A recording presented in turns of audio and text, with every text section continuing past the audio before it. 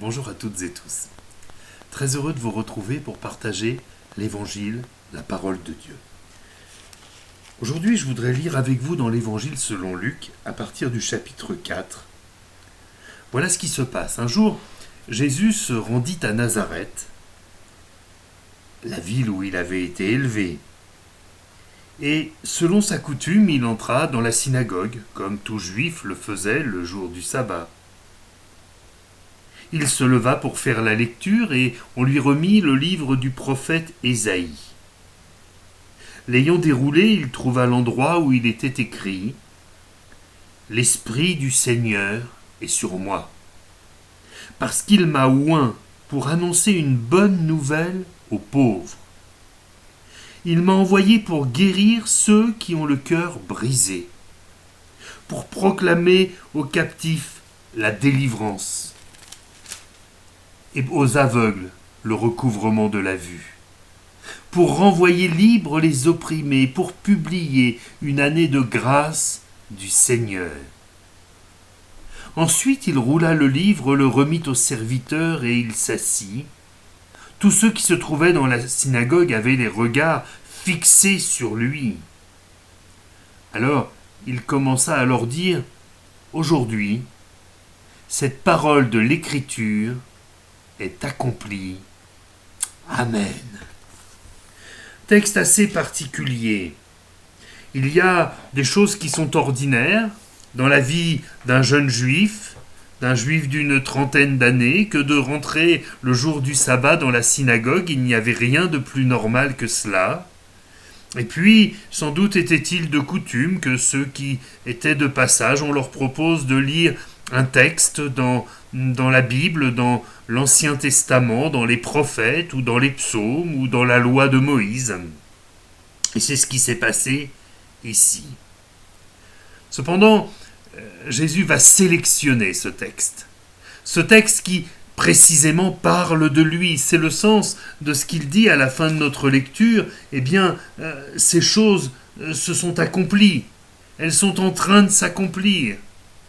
Le Seigneur m'a oint, c'est-à-dire Dieu a versé sur moi son onction. Ça veut dire Dieu m'a appelé à un service, il m'a qualifié pour ce service.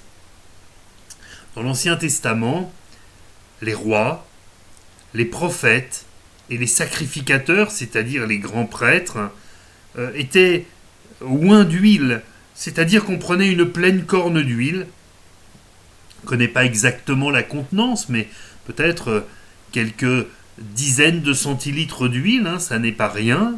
Et on la versait sur leur tête, au point, nous dit un texte, que l'huile coulait sur la tête, sur la barbe, et coulait jusqu'en bas du vêtement. C'était comme être revêtu de l'huile. L'huile, c'est le symbole du Saint-Esprit de Dieu. Alors, Jésus peut dire oui, l'Éternel, le Seigneur m'a oint. Il m'a qualifié, il m'a appelé. La parole de Dieu dit, tu n'as agréé aucun sacrifice, alors j'ai dit, me voici. Le Seigneur Jésus connaît la parole depuis son commencement, il est la parole faite chair. Et il sait que dans la parole, eh bien, chacun devait présenter des offrandes, présenter des sacrifices pour être pardonné de ses péchés. La réalité, c'est que ces sacrifices permettaient le pardon du péché qui venait d'être accompli, mais ils ne réglaient en rien le problème des péchés à venir. Et finalement, le cœur de l'homme n'était pas changé. Alors, Jésus dit, voilà, les sacrifices, ça n'a servi à rien, mais moi, me voici. Moi, je vais venir m'offrir en sacrifice. Moi, le Fils de Dieu qui n'ai jamais péché, je vais venir m'offrir. Je vais être crucifié sur le bois de la croix. Mes mains seront percées, mes pieds seront percés. Je vais mourir sur cette croix afin que tous les péchés soient effacés pourvu que nous lui demandions pardon. C'est ça la bonne nouvelle qu'il vient d'annoncer aux pauvres. Dans l'inconscient collectif, on a toujours l'impression que ceux qui ont les moyens peuvent payer pour avoir leur salut. Et souvent on voyait devant le temple des gens qui venaient avec force publicité, avec une forme de mise en scène, et bien faire des offrandes de grande valeur au temple de l'Éternel, mais comme si, pour ceux qui n'avaient pas les moyens de faire une telle offrande, eh bien il n'y avait pas de possibilité d'entrer dans la présence de Dieu, de plaire à Dieu. Alors Jésus vient annoncer une bonne nouvelle aux pauvres. Cette bonne nouvelle, c'est que quiconque croit en lui, quiconque invoque le nom du Seigneur, est sauvé. Cette bonne nouvelle, c'est que Dieu a tant aimé le monde qu'il a donné son Fils unique afin que quiconque croit en lui, pauvre, riche, blanc, noir, jaune, que sais-je encore, juif ou pas, eh bien, soit sauvé, hérite de la vie éternelle, ne périsse point comme périssent les pécheurs, mais qu'il ait la vie éternelle. Ça, c'est le premier point que Jésus annonce. Il annonce ensuite qu'il est venu pour guérir les cœurs brisés.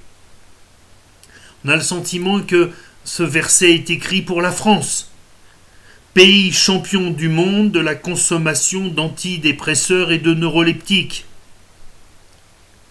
C'est dire à quel point il y a au milieu de notre pays des âmes qui sont brisées, qui sont en miettes, qui ont besoin de la guérison du Seigneur Jésus.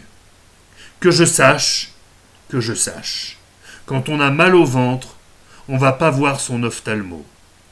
Quand on a mal aux oreilles, on ne va pas voir son cardiologue. Eh bien, quand on a mal à son âme, eh bien, il nous faut aller vers celui qui guérit les cœurs brisés. Quand on est au bout de sa vie, quand on est au bout de son espérance, quand on est au bout de toute force, tant l'âme est brisée, tant le cœur est brisé, la bonne nouvelle que j'ai pour vous aujourd'hui, c'est que si vous venez à celui qui guérit les cœurs brisés, alors vous allez être guéris. Vous n'allez pas aller mieux. Vous allez aller bien. Vous allez être guéri. Guéri. Que le nom du Seigneur soit béni. Il est question ensuite de proclamer aux captifs la délivrance. Alors il n'est pas question d'ouvrir toutes les prisons et de relâcher tous les délinquants qui peuvent s'y trouver en leur disant « Alléluia, tout est formidable, le Seigneur Jésus est venu, alors vous êtes délivrés ».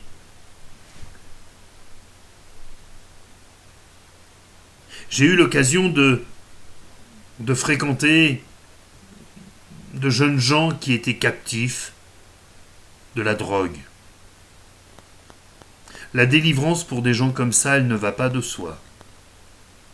Pour d'autres qui étaient captifs de la pornographie, pour d'autres qui étaient captifs de l'alcool, pour d'autres encore, et j'en suis, qui ont été captifs du tabac.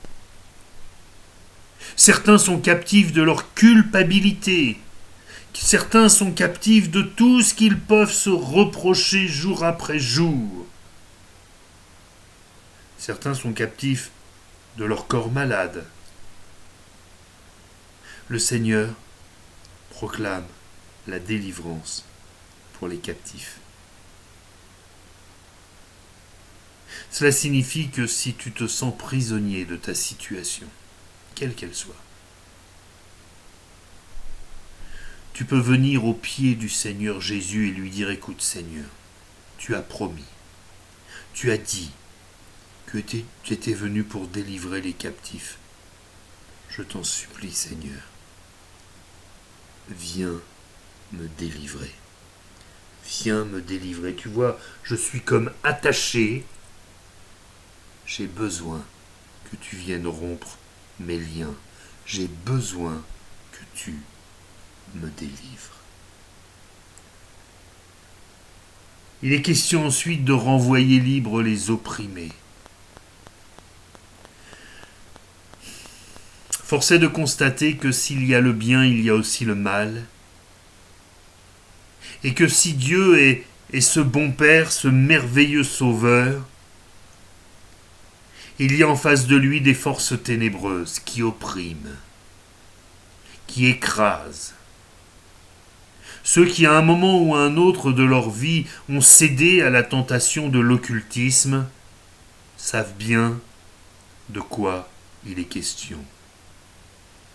Ceux qui, à un moment ou à un autre, ont laissé les magnétiseurs, toutes sortes de gourous, toutes sortes de guérisseurs plus ou moins occultes, poser leurs mains sur eux, savent ce qu'est être opprimé. Il n'y a que le nom de Jésus-Christ de Nazareth pour libérer ceux qui sont sous le pouvoir de Satan. Il n'y a que le sang du Christ Jésus pour les purifier de toutes ces horreurs, de tous ces péchés. C'est aussi la bonne nouvelle de Jésus. Eux qui peut-être aujourd'hui ne pensent plus qu'à la mort, comme étant une fin inéluctable à laquelle ils aspirent tant ils souffrent, le Seigneur Jésus leur dit, mais il y a une autre possibilité, il y a la vie éternelle.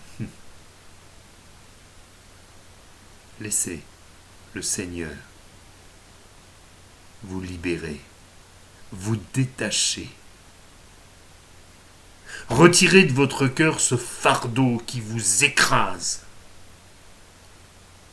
et vous permettre de voir la vie en toute liberté. Quel bonheur! Et puis, il est question de publier une année de grâce du Seigneur. Cela est de moins en moins vrai, mais il fut un temps où, à chaque élection présidentielle, il y avait une grâce présidentielle. Alors les petits délits, les petites infractions étaient graciés. Parfois même, quand la peine de mort était encore en vigueur en France, avant les années 80, eh bien le président faisait grâce. Et le condamné à mort, eh bien, voyait sa peine commuée en emprisonnement à perpétuité, mais il conservait la vie.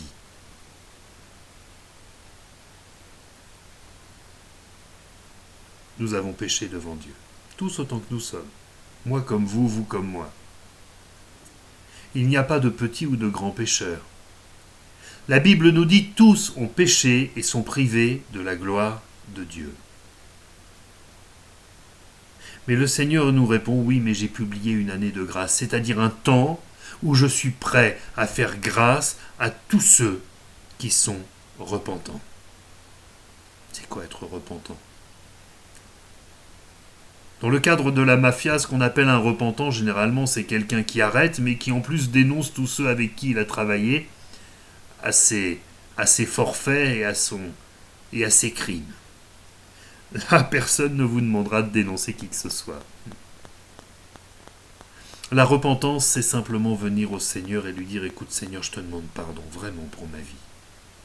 Toutes ces années, tu m'as aimé parce que ta Bible le dit. Toutes ces années, tu as pris soin de moi parce que la parole de Dieu dit que Dieu fait pleuvoir sur les justes comme sur les méchants. Tu m'as permis de vivre, tu m'as permis de respirer, tu as permis que mon cœur batte à chaque instant. Et moi, je n'ai fait aucun cas de toi. J'ai fait ce qui me semblait bon. J'ai fait le mal. Et je t'en demande pardon. » Ça, c'est la repentance. Et puis, après, il y a la conversion.